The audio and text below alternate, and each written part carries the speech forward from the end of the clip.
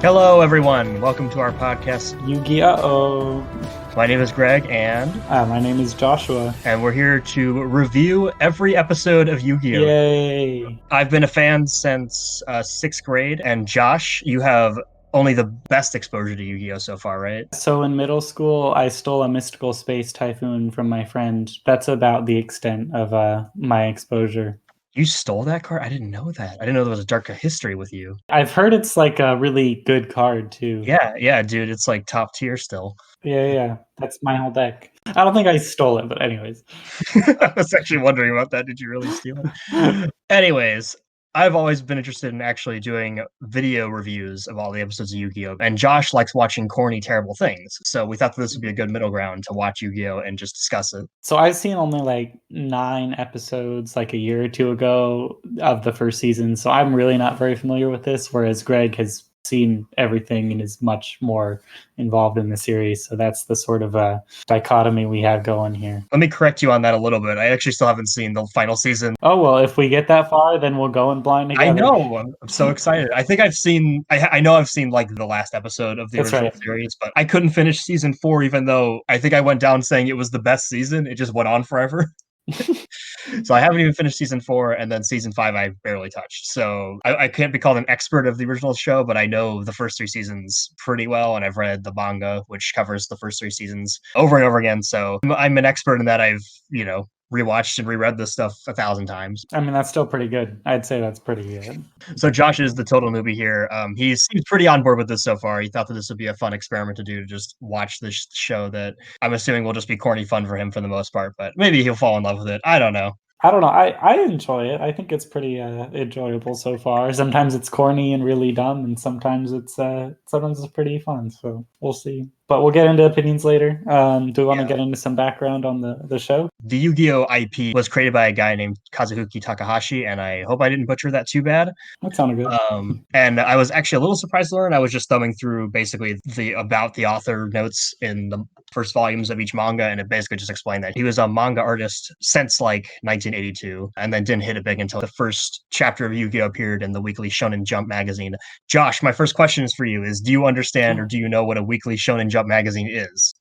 Nope. So I don't know how this really works with manga at large, but at least with manga like Yu-Gi-Oh!, Dragon Ball, Naruto, the way that they're published initially is that they're put into what's called the Weekly Shonen Jump magazine. Basically, you just get one chapter from a series. So you'll get a chapter of Dragon Ball or Yu-Gi-Oh! Or Naruto.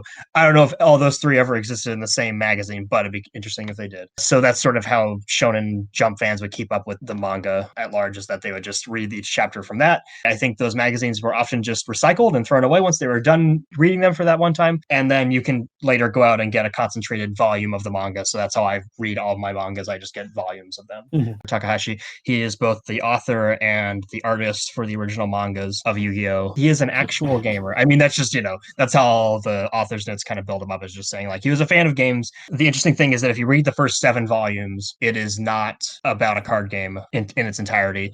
Basically, the only stuff that covers the card game aspect that the show is most famous for now is the arcs that involve the character Seto Kaiba. Well, one where he's introduced, and then there's one later on where he tries to have a revenge arc on Yugi and his friends, literally trying to kill them. That's a very fun arc. I'll sort of get into the comparisons between that and the episode we just watched for this podcast episode later on. But basically, the original Yu-Gi-Oh! Manga series is just about a kid, Yugi, makes this Millennium Puzzle thing, and then all of a sudden he gets possessed by a spirit. Yep. When he's going to play games, then he becomes more violent and murderous, and also much more competitive in winning at games. And much better, too. The most important part is that he becomes much better at winning at games. He's got the heart of the cards. I don't even remember how much detail we get about what that spirit is throughout that first 7 volumes. I think you might get a little more background to it when a second Millennium Item Spirit is introduced to the series towards like the very end of the series. And then, so another thing to bring up, what we just watched, the first episode of the first Yu-Gi-Oh! Anime series, it's not actually the first Yu-Gi-Oh! Anime series. Really? Yeah, Really? so basically, there's a season that is known to the fans as Season 0. I don't know if that's an official name or if that's just something the fans came up with. It's basically just an anime adaptation of those first 7 volumes that I'm talking about, where there's a lot more story arcs added, there's more characters added and stuff like that. To give you a hint of, or to give you an idea of what some of the other games that they played in the original Yu-Gi-Oh! Were, the first game he plays with his first rival or opponent in the series, in the manga, is let's put money on our hand and then stab through it to collect money from atop our hand And if you stab too far, you're being too greedy and you're gonna stab yourself. That's literally what it's like. Oh my god. Was this for kids? I don't know. I I Okay. I I think that there is more of a line blurred between what children and what adults consume in Japanese culture and things like that. Like it's just not a big deal for kids to see things like that, and then adults will also just consume it because they like it. Mhm. I find that a little interesting. Kids over here love it because hey, it's violent, it's more mature, it's more adult. Yeah, it's wow, I'm a big boy. Yeah. Watching Yu-Gi-Oh! Season 0. So yeah, I got into it when I was in sixth grade. I thought the anime was awesome when I first started watching it. And then this is the part where I think I'm going to get the most hate for is that I discovered the sequel series Yu-Gi-Oh! GX and completely fell in love with that series instead. And I actually went on a hate train for a few years of like disliking the original anime. And to a certain extent, we're just talking about dubs here. Mhm. That's the one I've had the most exposure to. I don't even think I've seen a full episode of Yu-Gi-Oh! In Japanese just because in America they're not commercially available as far as I understand. It's basically you can just get the dub legally. You can go search the subs online if you want pretty easily, but it's just not something I'm interested in, I guess. Mhm. But so just judging by the dub canon of Yu-Gi-Oh, I to this day still prefer the sequel series Yu-Gi-Oh GX. I've seen half the first season of Yu-Gi-Oh 5Ds. I enjoyed enough. I actually really liked Yu-Gi-Oh Zexals when it started, and then it just seemed like it wasn't really going anywhere, so I kind of dropped out of that series pretty fast. I turned on Arc V for 5 minutes, and everybody was screaming, so I turned it off. To be fair, I'm not sure if that's much different from any of the other Yu-Gi-Oh series, but I was also getting a little bit older at the time, so I probably just wasn't interested in picking up a new Yu-Gi-Oh series at that point. And then there's the latest show, I think Yu-Gi-Oh V-Reigns. I don't think Yu-Gi-Oh Sevens, which appears to be the next show, has come out yet. And I haven't seen any of V-Reigns. I would like to, but it's just not really commercially available to me. I mean, I guess I'm sure there's some like Crunchyroll subscription service I could do, but I don't watch enough anime to subscribe to an anime service. It's okay, we got our hands full for a while. Yeah, we got our hands full with this. We're fine. Basically, just to explain how much I didn't like the original series but loved Yu-Gi-Oh! GX. When Flatiron came out with season box sets for all the original Yu-Gi-Oh! Seasons, I did not have any interest in owning them personally at the time. I'm glad I own them now, but I bought them solely to support Yu-Gi-Oh! GX getting released on DVD. And it worked. I got all 3 seasons of Yu-Gi-Oh! GX dubbed on DVD now, and I'm very happy I did. And I'm happy I own the original series too. So yeah, I definitely still have problems with the original series, but I think I've adapted more to this understanding that it is just this really weird, dark, quirky series that may not be like the best written show, but it's a show about a card game, so I guess I shouldn't expect too much. But I've also come to sort of respect Takahashi and like trying to understand his vision of what he was trying to make, with the full disclosure that I am still just American reading translated versions of his manga and then also watching the dub versions primarily of his show. So in terms of Takahashi's influence, I can really only look at the manga I've read to really judge that properly. Josh, do you have anything else to say about coming into this series? I am coming into it. I have nothing. That's Okay. that's my thing. That's my character. Here I am. So we're just going to talk about the first episode today, and then we'll talk about subsequent episodes as we get along with this podcast. Josh, why don't you start us off and explain the intro? Put you on the spot. Sure, why not? Go ahead, Josh. You're the newbie. I understand all of this crap. I want to see how well you understood it. This is your test. So getting into like the story and everything. So it starts off in some sort of classroom where Yugi is there, Joey's Josh, you're skipping there. the prologue. Okay, I forgot the prologue. What? Oh, did you actually forget the prologue? Yeah, Okay. I don't remember. I mean, basically, it's just a voiceover. It's just a voiceover. It's just the explaining, voiceover. like, Yeah. Hey, there's these mythical Millennium items, and they had power to cause the end of the world. So we locked them all away. A kid put one of them back together, and now he's infused with the old energy. So I thought that was a part of the title sequence, or like the Kinda, yeah.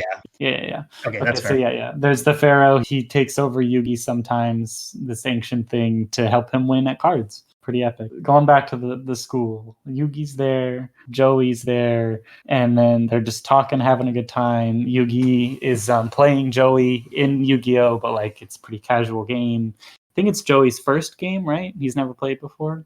I'm not sure if I ever got that impression, but just for sure, we're He's getting the all idea. Yugi's the more experienced player because he knows to put down a card with a higher attack point. Yeah, well, of course.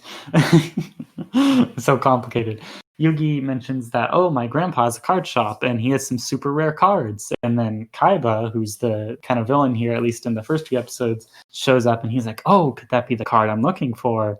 So that's kind of foreshadowing. Being the fan, I want to highlight all the points that I think are funny to nitpick. So one of the first things I want to point out is just the way Taya has to explain how the game works, where she basically just says, see, each card has an attack number and a defense number. Whoever eliminates their opponent's life points first wins the duel. And that's like literally all she says. Yeah. I just thought that was hilarious. I love that explanation. Like, I think you skipped a beat there. Like, yeah, I thought that too. There's attack points and defense points. And then also, if you eliminate your opponent's life points, you just win the duel. It's like, okay, however that works. What's kind of funny to me, all the dueling, I feel like you're not supposed to actually like care about it at all, like strategically, or just get interested. You're supposed to be just watching, just be like, what the heck is going on here? I have no idea, but stuff happens and they make it very clear how the tide of battle is going, and you just have to soak it in as an audience member. Like the writers make that very clear.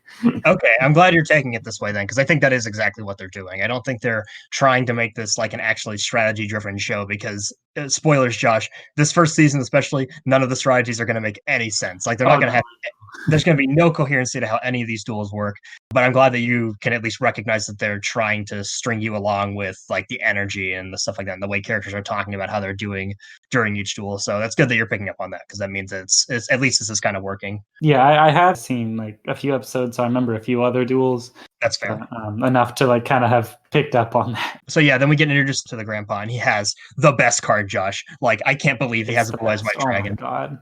But it's special to him. It's not because it's a good card. It's because it is fused with his heart. Yeah, he'd feel the same even if it was a common card. The basic breakdown of the scene is that Yugi and his friends go to see Yugi's grandpa, and then they're like, hey, grandpa, what's up? You got any super rare cards? And he's like, yeah, check this one out. I don't take it out too often. And then he shows him the infamous Blue-Eyes White Dragon that we all know and love. And then Kaiba comes in and is like, hey, you got any good cards? And then he's like, wait, you have the Blue-Eyes White Dragon. I want that. Give it to me. And then grandpa refuses because the card has bonded with his heart. Something I noticed this time actually is as Kaiba's driving away, Kaiba's the first one who's to say any variation on heart of the cards, that he says like heart in the cards. But I actually found that funny because, you know, heart of the cards, obviously that's a repeated line in the whole series, but, you know, they didn't say that in that scene.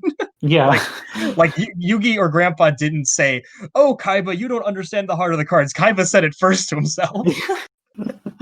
Yeah, because that's what's funny about it for some context is that Kaiba is the opposite. Like his theory is the opposite of Heart of the Cards. He's like, oh no, only raw power with like the best possible deck can you win battles. Whereas Yugi and his grandpa are saying, oh no, if you believe in the Heart of the Cards, then you can win any battle because you'll have the cards on your side, essentially. The relationship between Kaiba and Yugi is going to be a consistent faith versus logic, I guess. Yeah, faith versus almost skepticism or logic. So then Kaiba hires a hitman to go take out Grandpa and steal his cards. Yep.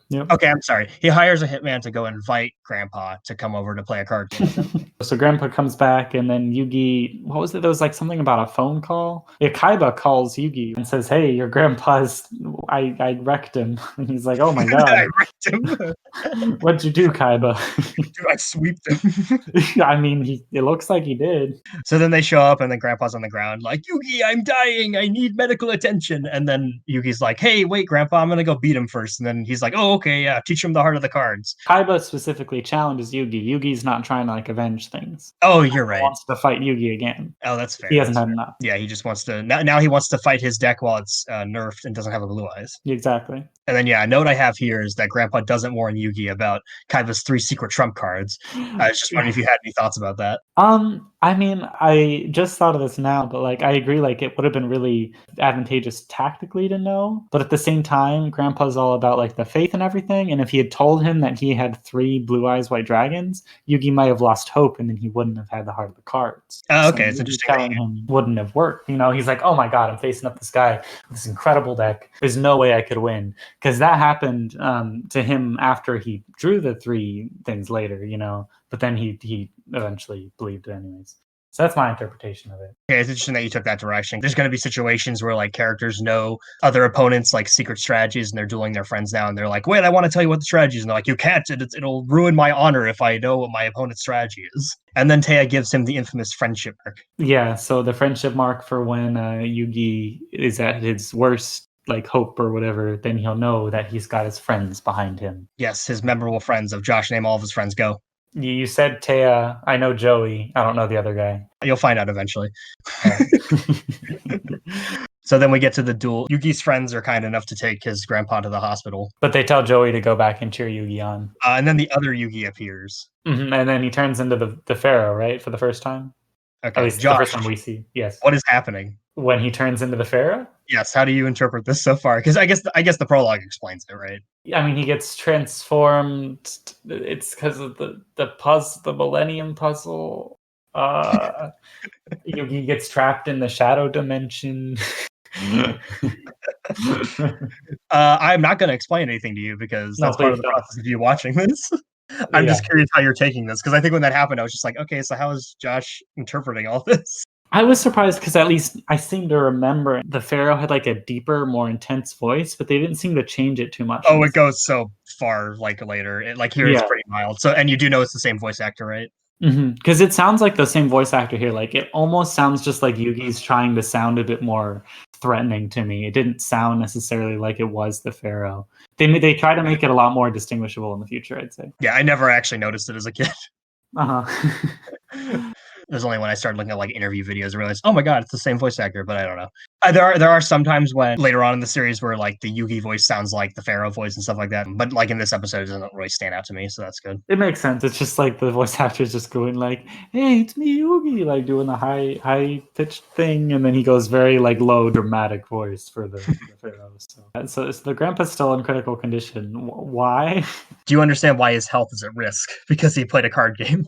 I mean, so they use the holograms, but I don't think those actually do anything. Like it could like kind of scare him to be attacked by like. We're just supposed to understand that as it overwhelmed him. This is much more clear in the manga, I'm pretty sure, the way that it's handled. But I mean, like that's the thing is I don't think clarity was on there.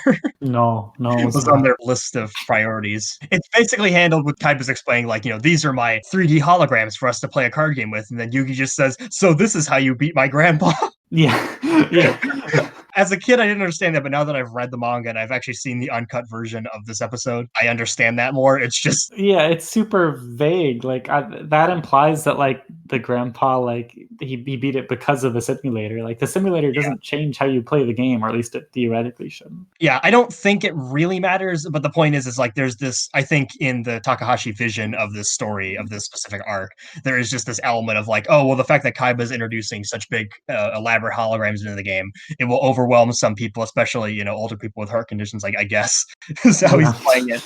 Sure. I mean, I get it. Like an elderly man died during a screening of Avatar in 3D, so I understand the logic behind that. But in the dub, that is one thing that is completely undersold. Like it doesn't. I don't think that plays to anybody really. That's what was the problem. Yeah, I just assumed he was just suddenly he's dying, like he's lost his honor or something, or because he lost his card. I was like, oh, he had such a strong attachment to the card that he's now dying. So after Yuki and Kaiba play their first monsters, and then Yugi wins the first round, a character shows up, and Josh, Greg, he says, "Big brother." Reaction. Do you know what that is yet or no? Is that Kaiba's little sister? Yeah. Okay. That's what I thought, because like Yugi makes like this strong attack and then Kaiba like loses some health points, and then the little girl pops up and it's like, "Big brother," like kind of like, "Oh no, he's losing," sort of thing. But that's all that we got from her from this entire episode. Yeah, and I don't really mind that. Yeah. I just wrote mental notes down in my head, like, how is Josh reacting to this? Yeah. It made sense to me because like it was either Yugi or it was either Kaiba, and they're in Kaiba's house or something. So like, why would Yugi's little sister randomly show up? But I could totally see that being confusing still. I'm gonna try to not explain things when I don't have to, just again to keep this sort of like. No, of course, that's keep you fresh while you're watching it. Because if I just explain every single thing, then you're not gonna have any fun watching the rest of the series. Yeah. I do have a question, partly to explain. There's 4 Blue Eyes White Dragons, and we find out that Kaiba has 3, and then the grandpa has the 1. Kaiba, when he gets it, because he beat the grandpa had to give him the Blue Eyes White Dragon, he tears it in half, so it can't be used against him. Is there a rule that you can't have more of 3 of the same card in your deck? Exactly. Again, that's something that will be explicitly explained in any other version of this arc, like in the manga. And then, so there are 14-ish episodes of the first season. The dub was redone by the same voice actor, so it was done by 4Kids. It's the same actors doing the roles, but it's called Yu-Gi-Oh Uncut, and it's basically just what looks like the Japanese version. Like it doesn't have any of the censorship or localization changes for the TV version of it, but it's the same voice actors. There's some swearing added in and stuff like that, and then there's just certain elements that aren't edited out that they were in the television version. And the one thing that the uncut version does a lot more of is just explicitly explaining things like that, to the detriment of the exciting pacing of what this show has going for it. There's just these ridiculous lines. So like, instead of Kaiba saying, the Blue Eyes White Dragon is a rare and powerful card, and this one can never be used against me, he says, in that, like, in the exact same shot and everything, he, instead of saying that, he says, per the Duel Monsters rulebook, a player can only play 3 of the same card, so I can't use this one anyway, so I'm just going to destroy it. It's like not as epic, in my opinion. Absolutely, but way more explanatory.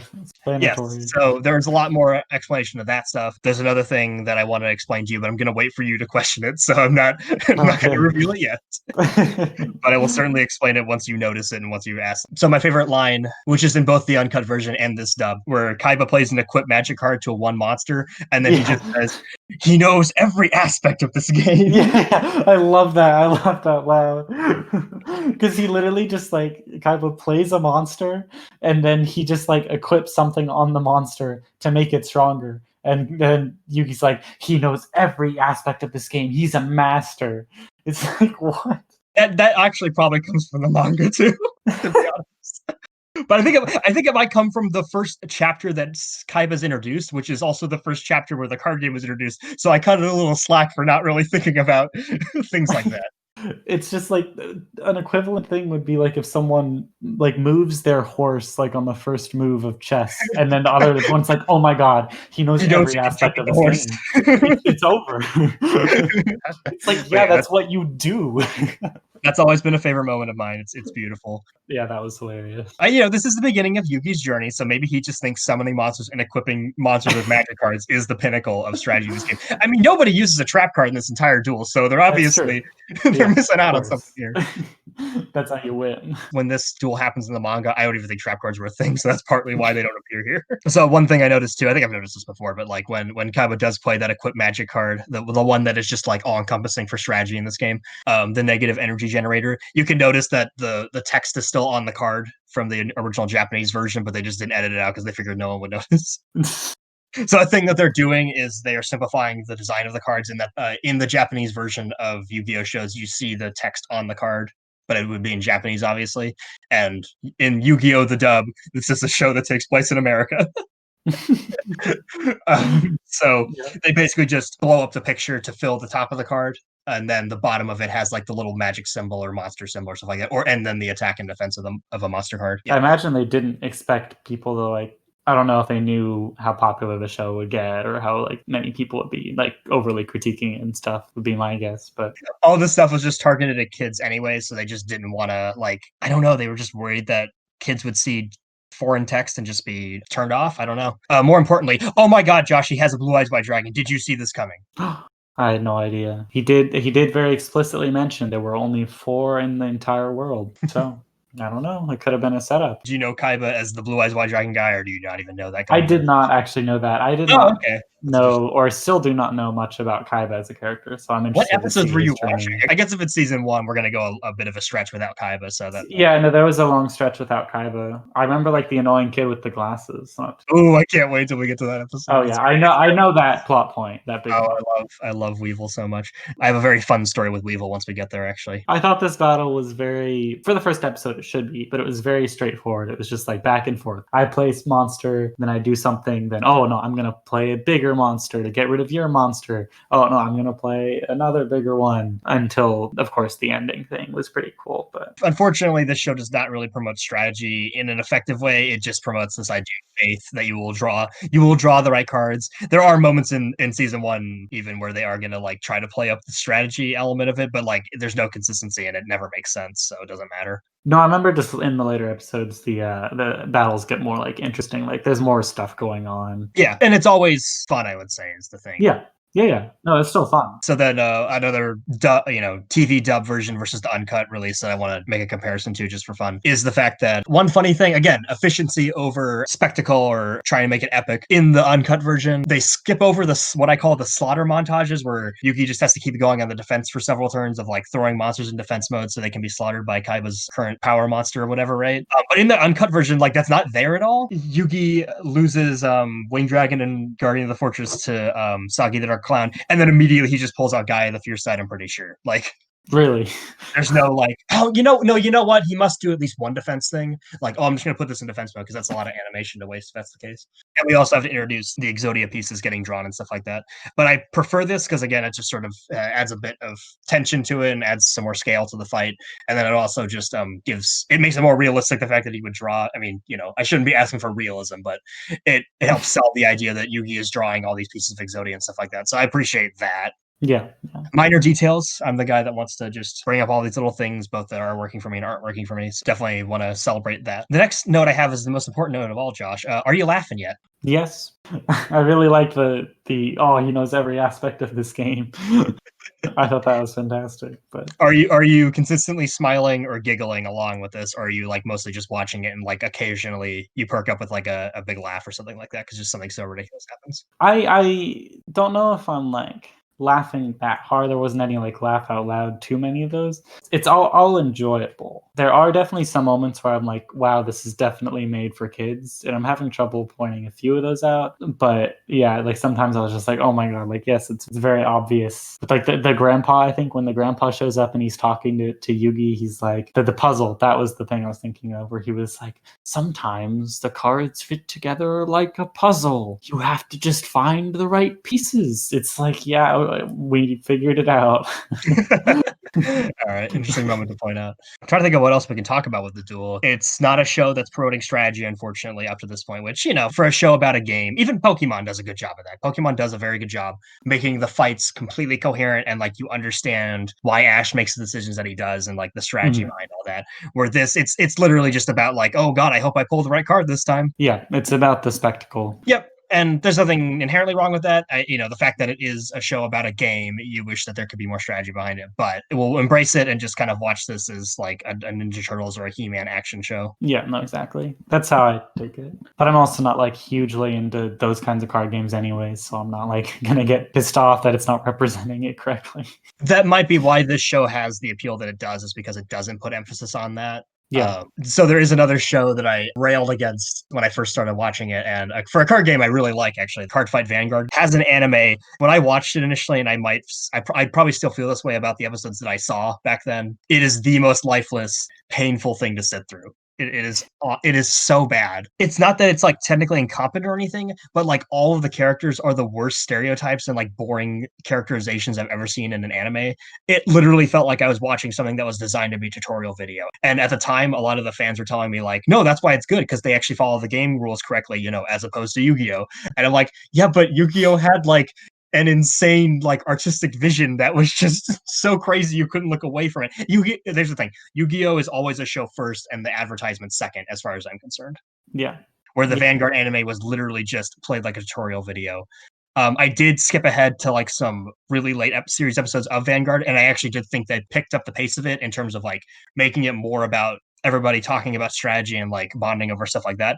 That stuff actually worked pretty effectively, but like those early episodes of Vanguard mentally wounded me, I believe, for how lifeless they were. I can see the arguments both ways, and I think they both have their audience. I think there's just an appeal here, though, that like theoretically, as long as you're into cheesy cartoons, anybody can turn on Yu-Gi-Oh and probably have some fun with it. And maybe they won't watch the whole thing, but they'll watch a few episodes and be like, oh, this is sort of amusing just because of how over the top it is.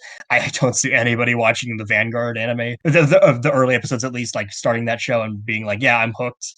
Yeah, no, I just can't unless you're interested in the game. It's a great game, so fair enough. We're almost there at the end here. Basically, Yuki summons Exodia, and it's the most epic thing ever. And then he destroys Kaiba's mind. Yeah, I don't quite know what happened there, but I was gonna ask, what's your interpretation, Josh? Did he like mentally disable him? I am gonna explain nothing. Good. I want to figure it out on my own. I do have another question that you should not answer. So there's a moment where he has doubt because he's like, oh no, I I have to draw the last piece of Exodia here to win the game. And then he starts doubting himself because he's like, oh, they're too strong and I have to do this. And so then he looks at the friendship mark and he's like, no, I can do this. And then he draws it.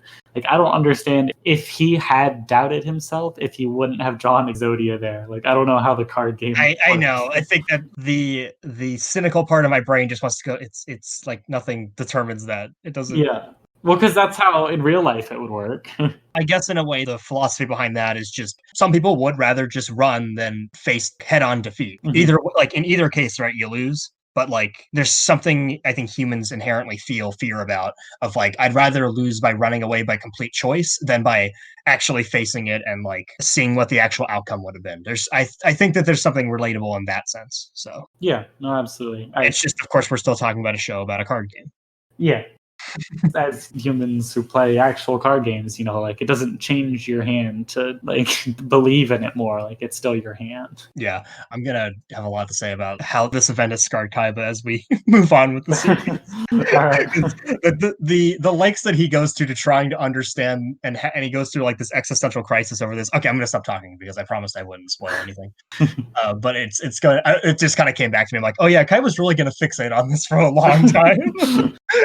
It seems very formative. Like, at the end, it was like, wow, like they're really playing this up. But yeah, we'll see. We'll see what happens. At the very end, we get a tease of the season 1 villain, Pegasus. Do you know anything about Pegasus, or just? No, not really. So we'll save that for next time then. I don't really know how this should work. I mean, do we do recommends for each episode? I mean, are we going to recommend like you skip certain episodes if we just don't think they're very good or aren't very important? We can just talk about how we enjoyed it. I mean, I thought for a kids show and just for a show in general, very solid first episode with how much they packed in, how much they were confident in the tone of the show. Like, it was just very shameless and is like, this is what the show is about. It seems like a very good like barometer for the rest of the show. I thought the characters were decently, not like they weren't all set up, because obviously like we didn't see anything with Joey or Taya or the other guy, but we're already starting to understand Yugi. We're kind of understanding the game. Like, they didn't explain the game well, but again, we kind of decided that wasn't the point of it. We understand Kaiba. I thought it was a very good first episode, in my opinion. So I'm going to say something that's going to probably make you excited and also make you worried. I almost want to say this is the best episode, but in that, I mean, this is very representative of what we're about to get for the next 150 episodes or whatever, 150 whatever episodes, right?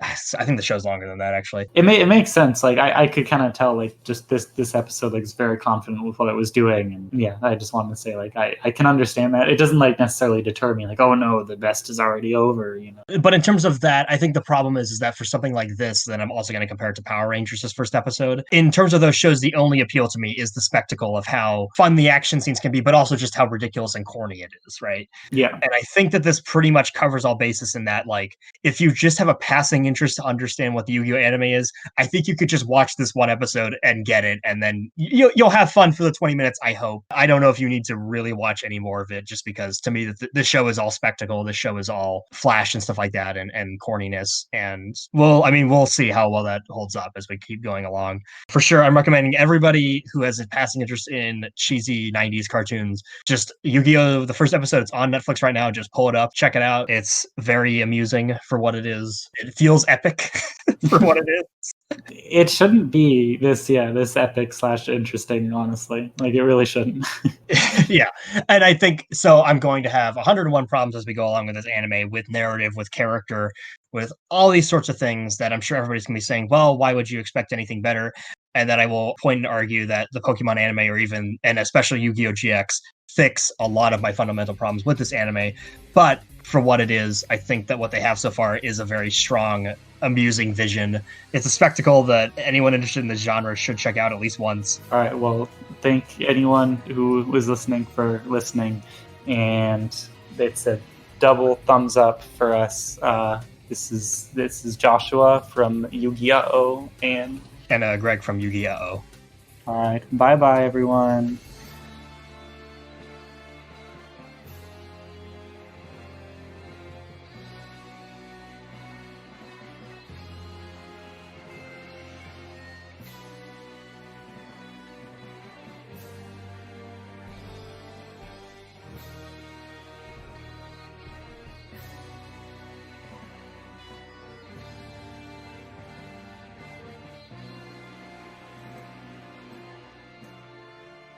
Thanks for listening to this episode of Yu-Gi-Oh!